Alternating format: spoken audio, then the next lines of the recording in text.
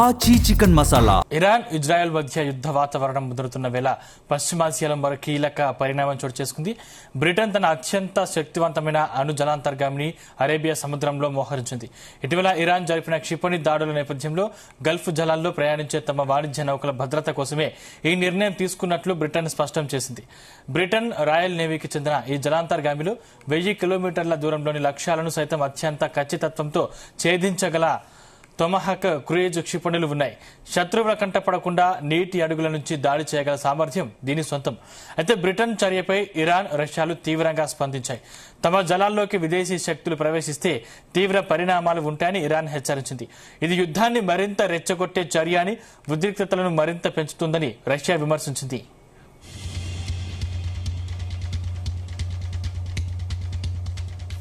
ఇదే అంశానికి సంబంధించిన మరిన్ని డీటెయిల్స్ మా ప్రతినిధి శ్రీచరణ్ అందిస్తారు. శ్రీచరణ్.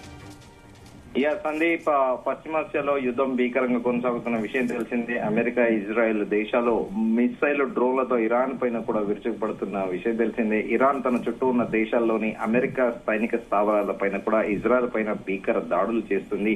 ఈ ఉద్రిక్తల నడుమ ఇరాన్ బ్రిటన్ కు తీవ్రమైన హెచ్చరికలు కూడా జారీ చేసింది. తమపై దాడుల కోసం అమెరికా దళాలకు బ్రిటన్ తన సైనిక స్థావరాలను ఉపయోగించుకునే అవకాశం ఇస్తుందనే వార్తల నేపథ్యంలో ఇరాన్ తీవ్రంగా కూడా స్పందించింది. సరిగ్గా భారతదేశ కాలమానం ప్రకారము 12 గంటల క్రితము ట్వీట్ కూడా చేశారు Iran foreign minister Sayyed Abbasi అగార్చి.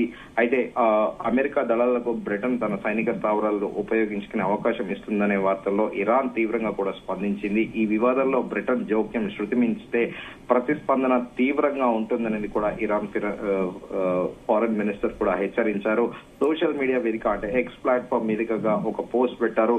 Iran పై అమెరికా, ఇజ్రాయెల్ చేస్తున్న ఈ యుద్ధంలో భాగం కావాలని బ్రిటన్ ప్రజల్లో అధిక శాతం మంది కోరుకోవడం లేదు. కానీ వారి ప్రధాని స్టార్మర్ మాత్రము సొంత ప్రజల అభిప్రాయాన్ని విస్మరించి ఇరాన్ పై దాడికి యూకే స్థావరాలను వినియోగించుకునే అవకాశం ఇస్తున్నారు. తద్వారా బ్రిటిష్ ప్రజలు ప్రాణాలను ఆ ప్రమాదంలో నెడుతున్నారు. ఇలాంటి పరిస్థితులలో ఆత్మరక్షణ హక్కును వినియోగించుకోవడానికి ఇరాన్ వెనుకాడదని కూడా అగర్చి తన పోస్ట్ లో వార్నింగ్ ఇచ్చారు. ఈ వివాదం తమది కాకపోయినా బ్రిటన్ అనవసరంగా తలదూరుస్తుందని పరోక్షంగా కూడా మండిపడ్డాడు. ఈ అంశంపై ఇరాన్ అధికారికంగా కూడా తన ఆందోళనలను బ్రిటన్ కు తెలియజేసింది. ఇరాన్ విదేశాంగ మంత్రి అగర్చి బ్రిటన్ హోంమంత్రి యోవెట్ కూపర్ తో ఫోన్ లో మాట్లాడారు. అమెరికా సైనిక స్థావరాలను అందుబాటులో ఉంచడానికి తమపై జరుగుతున్న దురాక్రమణలో పాలు పంచుకోవడానికి పరిగణిస్తామని ఆయన స్పష్టం చేశారు. అయితే ఇరాన్ హెచ్చరికలకు బ్రిటన్ కూడా గట్టిగానే బదులిచ్చింది. అర్గాచితో జరిగిన ఫోన్ సంభాషణలో హోంమంత్రి యోవెట్ కూపర్ తమ వైఖరిని కూడా స్పష్టం చేశారు. బ్రిటన్ స్థావరాలు, భూభాగం లేదా ఇతర ప్రయోజనాలను లక్ష్యం చేసుకోవద్దని కూపర్ కూడా అర్గాచికి హితవు చెప్పారు. ఎలాంటి ప్రయత్నాలు చేస్తే ఉద్రిక్తలు మరింత పెరిగే అవకాశం ఉందని హెచ్చరించారు. కాగా ఈ పరస్పర హెచ్చరికలతో ఇరాన్, బ్రిటన్ మధ్య దౌత్యపరమైన వాతావరణం కూడా ఒక్కసారి వేడికిందని చెప్పాలి. అయితే ఇప్పుడు ఇదంతా ఒకెత్తు బ్రిటన్ అన్నట్టే కూడా తన అత్యంత శక్తివంతమైన అణు జలాంతర్గామిని అరేబియా సముద్రంలో మోహరించింది. ఇటీవల ఇరాన్ క్షిపణుల దాడుల నేపథ్యంలో గల్ఫ్ జలాల్లో ప్రయాణించే తమ వాణిజ్య నౌకల భద్రత కోసమే ఈ నిర్ణయం తీసుకున్నట్లు బ్రిటన్ స్పష్టం చేసింది. అయితే బ్రిటన్ రాయల్ నేవీకి చెందిన ఈ జలాంతర్గామిలో 1000 కిలోమీటర్ల దూరంలో లక్ష్యాలు సైతం అత్యంత ఖచ్చితత్వంతో ఛేదించగల తోమహక్ క్రూయిజ్ క్షిపణులు ఉన్నాయి. శత్రువుల కంటపడకుండా నీటి అడుగు నుంచి కూడా దాడి చేయగల సామర్థ్యం దీని సొంతం. అయితే బ్రిటన్ చర్య పైన కూడా ఇరాన్, రష్యాలు కూడా తీవ్రంగా స్పందించాయి. తమ జలాల్లోకి విదేశీ శక్తులు ప్రవేశిస్తే తీవ్ర పరిణామాలు ఉంటాయని ఇరాన్ హెచ్చరించింది.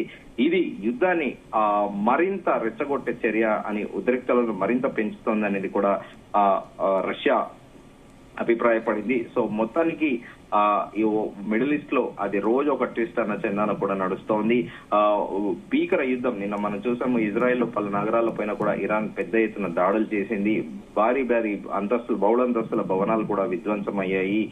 మరోవైపు ఇటు అందరూ కూడా ప్రత్యేకంగా సోషల్ మీడియా వేదికగానే అటు ఇరాన్ గాని, ఇటు అమెరికా గాని, ఇజ్రాయెల్ గాని తరచుగా ప్రకటనలు చేస్తున్నాయి. ఇరాన్ పైన భీకర దాడులు చేస్తున్నామని ఇజ్రాయెల్, అలాగే ఏకంగా ట్రంప్ ట్రూత్ పోస్ట్ లో, డొనాల్డ్ ట్రంప్ అమెరికా అధ్యక్షుడైతే తన ట్రూత్ పోస్ట్ లో B-2 బాంబర్లు కూడా సిద్ధంగా ఉన్నాయి. అలాగే పదే పదే కూడా డొనాల్డ్ ట్రంప్ కూడా ఇరాన్ లో మిగిలింది ఏమీ లేదు, మొత్తం అంతా స్మాష్ అయిపోయింది, అమెరికా సైన్యం మొత్తం కూడా స్మాష్ చేసింది అని కూడా ప్రకటనలు చెబుతున్నాయి. మరోవైపేమో ఇరాన్ కూడా ఇజ్రాయెల్ పైనే అంతే ఎత్తున రిటాలియేట్ చేసి భారీ స్థాయిలో దాడులు చేస్తుంది. ఇది కాకుండా ప్రత్యేకంగా దుబాయ్ ఎయిర్పోర్ట్ దగ్గరతో పాటు దుబాయ్ నగరంలో, అలాగే కువైట్, ఇలా పలు అమెరికా స్థావరాల చోట్ల కూడా ఇరాన్ దాడులు చేసిన విషయం తెలిసిందే. సో తాజాగా ఇప్పుడు బ్రిటన్ తన అత్యంత శక్తివంతమైన అణు జలంతర్గామిని అరేబియా సముద్రంలో మోహరించడం కూడా సర్వత్రా ఒక భయంకర వాతావరణం అయితే నెలకొని ఉంది. ఎందుకంటే ఇప్పటికే నాటోకి కూడా డొనాల్డ్ ట్రంప్ పిలుపునిచ్చాడు, నాటో కూడా ఖచ్చితంగా ఇన్వాల్వ్ కావాలని నాటోకి సహాయం కోరారు. అయితే ఫ్రాన్స్ మాత్రం చాలా క్లియర్ గా చెప్పింది, తాము యుద్ధాన్ని కోరుకోవడం లేదని, తాము శాంతియుతంగానే సమస్యను పరిష్కరించుకోవాలని కూడా ఇమాన్యుయల్ మాక్రోన్ చెప్పారు. దీంతో పాటు ఇటాలియన్ ప్రైమ్ మినిస్టర్ కూడా మెలోనీ కూడా చాలా స్పష్టం చేసింది, తాము ఈ యుద్ధంలో పాల్గొనబోమని. మరోవైపు బ్రిటన్ రావడం కూడా ప్రస్తుతము రష్యా కూడా దీన్ని ఖండించింది. సో మరి ఇది నిజంగానే ఒకవేళ అమెరికాకు సపోర్టివ్ గా అరేబియా సముద్రంలో మోహరించిందా, లేకపోతే తమ వాణిజ్య ఏవైతే ఉన్నాయో ఓడలు వాటి కోసం మోహరించిందా అనేది కూడా బ్రిటన్ స్పష్టం చేయాలి. మరోవైపు రష్యా అయితే దీనిపైన తీవ్ర స్థాయిలో మండిపడుతుంది. మరోవైపు అందరూ ప్రపంచవ్యాప్తంగా ప్రజల్లో ఒక ఆందోళన మొదలైంది, మూడో ప్రపంచ యుద్ధానికి ఇది దారి తీస్తుందా అనేది కూడా ఒక భయాందోళనకర వాతావరణం అయితే నెలకొని ఉంది. సో దీనిపైన మరోసారి బ్రిటనే చాలా స్పష్టమైన ప్రకటన ఇవ్వాల్సి ఉంది. Sandeep, thank you Sricharan.